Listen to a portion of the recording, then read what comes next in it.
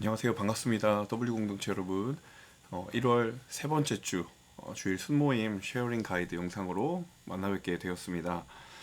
오늘 순모임에서 여러분 함께 나누실 말씀은 마가복음 6장 본문인데요. 무리를 걸어가신 예수님을 보고 제자들이 유령인 줄 알고 깜짝 놀라는 장면, 그리고 그 앞서서 오병이어의 기적 이후에 예수님께서 제자들을 따로 배를 태워서 호수 건너편으로 보내시는 장면, 이 두 가지에 대한 본문을 함께 나눠보게 될 예정입니다. 첫 번째 질문이 이제 예수님께서 제자들을 배에 태워서 호수 저편으로 건너가게 하시는 장면에 대한 내용인데요. 이제 45절에 보시면 벳세다라는 지역이 나옵니다. 이 벳세다라는 지역은 이제 갈릴리 북동쪽에 위치한 곳이었고 어부의 집이라는 의미를 가지고 있는 지명입니다. 그리고 특별히 이 지명은 빌립, 안드레 그리고 베드로의 고향이기도 했던 그런 지역이죠. 사실 이 이야기, 그러니까 예수님께서 제자들을 벳세다로 배를 태워서 보내려고 하셨던 그 장면 바로 직전에 오병이어의 기적이라는 사건이 일어납니다. 한 번에 5천 명을 먹이는 그런 엄청난 기적적인 사건이 일어나는데 예수님께서 그 사건 직후에 제자들을 배에 태워 반대편으로 보내시고, 그리고 무리들을 이제 흩어지도록, 그 자리에 있었던 무리들을 흩어지도록 명령을 하시는 장면이 나옵니다. 사실은 그들에게 있어서 이 사건은 굉장히 엄청난 사건, 무리들에게 있어서는 예수님이 도대체 우리에게 어떤 존재인가를 확실히 각인시켜주는 놀라운 사건이었음에는 분명합니다.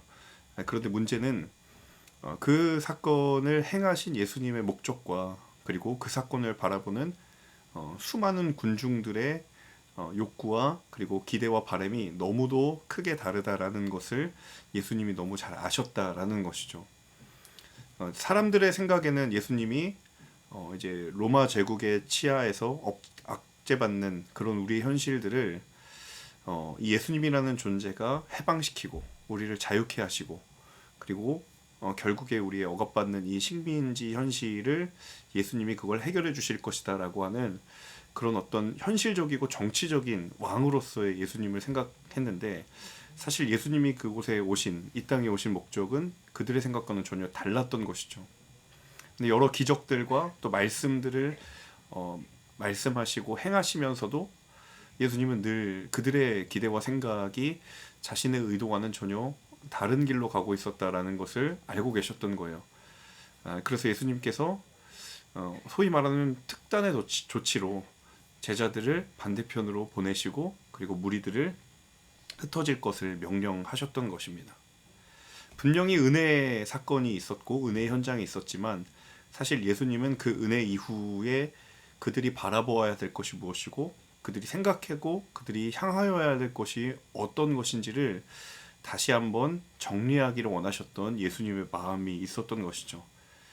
그래서 이 본문 가운데에 우리가 함께 생각해 볼 것은, 은혜의 순간을 경험하고 난 이후에 우리의 영혼의 시선이 어디에 두고 있는가를 다시 한번 생각해 보고 점검해 볼 수 있는 그런 첫 번째 질문이 될 수 있기를 바랍니다.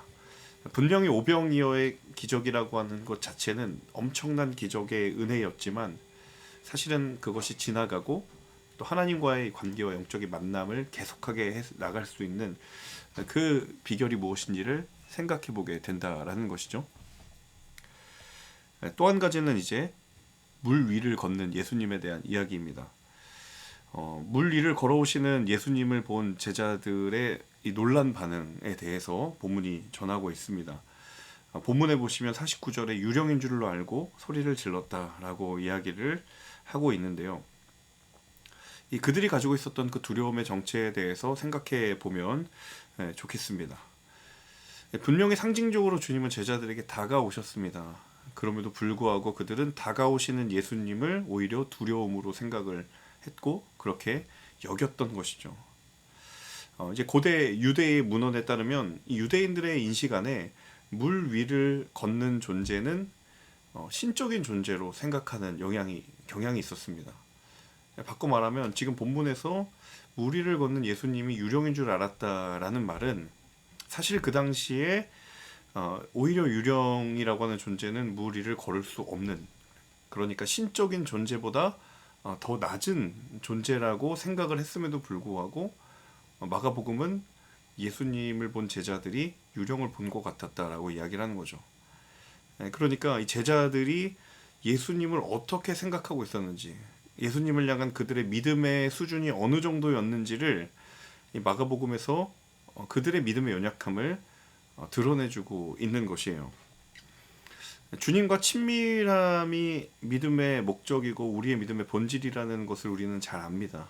그런데 막상 우리의 신앙의 걸음에 예수님이 내 삶 가운데 다가오심으로 인하여서 우리는 정말 반갑고 그것이 정말 우리에게 우리가 원하는 것인가 라고 생각했을 때 늘 그렇지 않은 모습들도 우리 가운데 있다라는 것을 보게 됩니다.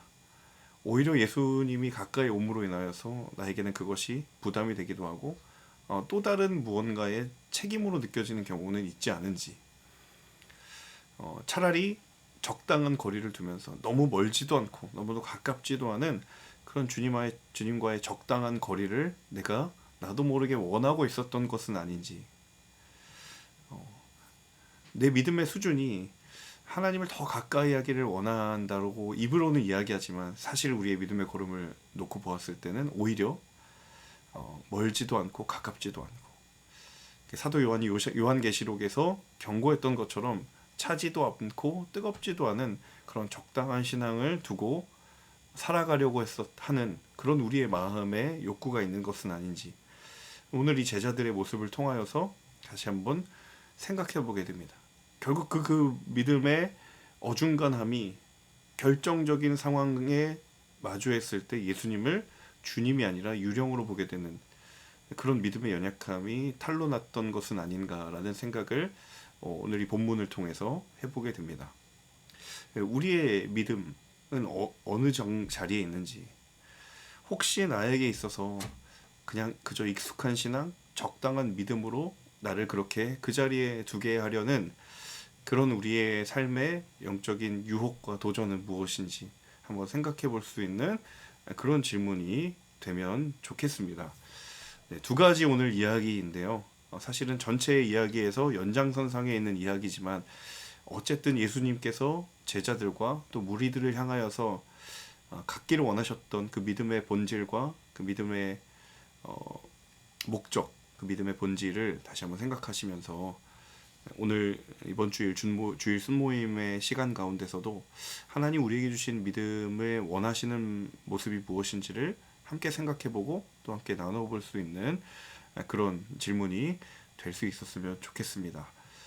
이번 주일 순모임도 말씀으로 하나 되고 그 말씀 때문에 삶의 나눔이 있는 그런 우리 모든 주일 순모임이 될 수 있기를 간절히 기도로 응원하도록 하겠습니다. 감사합니다.